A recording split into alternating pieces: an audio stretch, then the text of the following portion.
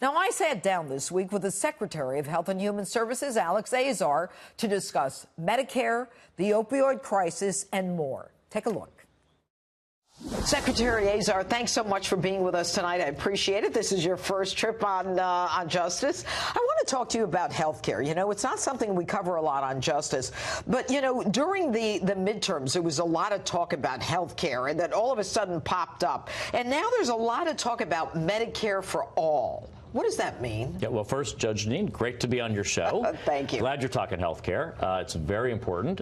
So Medicare for All would be basically taking everybody else in the country and putting them into the Medicare program. Now, the Medicare program is a great program for our senior citizens. It's a promise we've made to our seniors. Right. But you start expanding that out to everybody else, what's going to happen is you're going to undermine the employer insurance market. 140 million Americans get their insurance from their employers. Well, you get Medicare competing there as an option, paying Medicare rates, which are much lower to hospitals and doctors than what private insurance pays. They won't be able to compete. It'll run them out of the marketplace. It'll be single-payer system, one size fits all for every American, and it'll undermine seniors' access to health care. And it would undermine them in what way? Well, what'll happen is doctors and hospitals are going to leave the program because they'll say, I can't make a living on this. I'm willing to take less money for Medicare reimbursement because I'm taking care of seniors, but I have all these regular private sector patients that I can make money on. Right. You give those Medicare lower rates to everybody else, they're going to say, I can't make money. I'm going to pull out of the system. And the better doctors, just like you see in Europe, the better doctors and hospitals will pull out of the system. Seniors' access to care will be hurt. And bottom line, our system is already going to go bankrupt. We need solutions for fixing Medicare solvency over the long run. And they want to add $32 trillion of expense. Let me ask you this while we're on the issue of seniors. You know, my mom is a senior, and like many of her generation, I mean, they've gone through depressions, and they're on fixed incomes. I mean, they're not working. My mom is 89. You know, she'll go to a pharmacy and she'll call me up and she'll say, you know, Janine, I got a prescription for $500.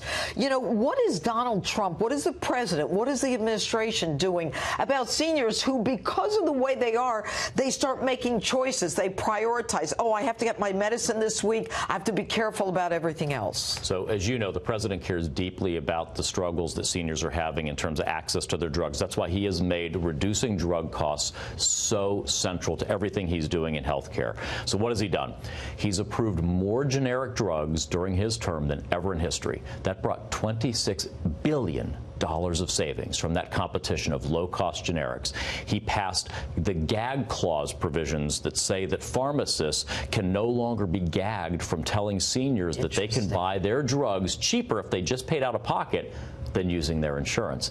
He's changed how we reimburse drugs. That's very interesting, because my mother has mentioned that too. Yeah. She's mentioned that her pharmacy has said, you know, if you pay cash and not submit it.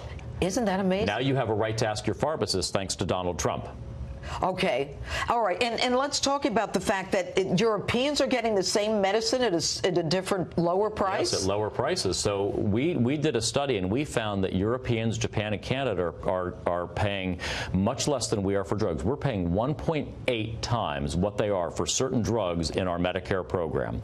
Wow. So President Trump said, America first, no more. What we're going to do is require that if the drug companies voluntarily give these deals to other big, powerful economic countries, they have to give us a cut of that same bargain in our program and give us a 30% discount that gets down to the rates they would. So it puts Americans first, stops foreign free riding on American investment in R&D, but it preserves seniors' access to the same medicines. Okay, let's talk about the opioid crisis. The opioid crisis involves people who go to their doctors, get medication, and then become addicted to it. How is the president going to, and you, through your agency? So the president has really led a historic effort to tackle this devastating drug addiction crisis. And the key thing is the majority of people who get addicted to opioids start, as you said, with a legal opioid prescription. They get the wisdom teeth taken out, they have surgery, and they get pain medicine, and they become addicted. So what he said is, we're going to cut legal opioid prescriptions by 33% during my term. Guess what? Already he's cut it by 28%. So Fantastic. well on track. And as a result, we're seeing deaths from opioid overdose plateauing. We're seeing utilization of opioids reducing. We're seeing first-time use of heroin coming down. So all the trends are in the right direction. Long way to go, but everything's going in the right direction. Well, we appreciate your being with us, Secretary, and we appreciate the work you're doing for all Americans. Thanks for being with us. Thank you, Judge Deneen.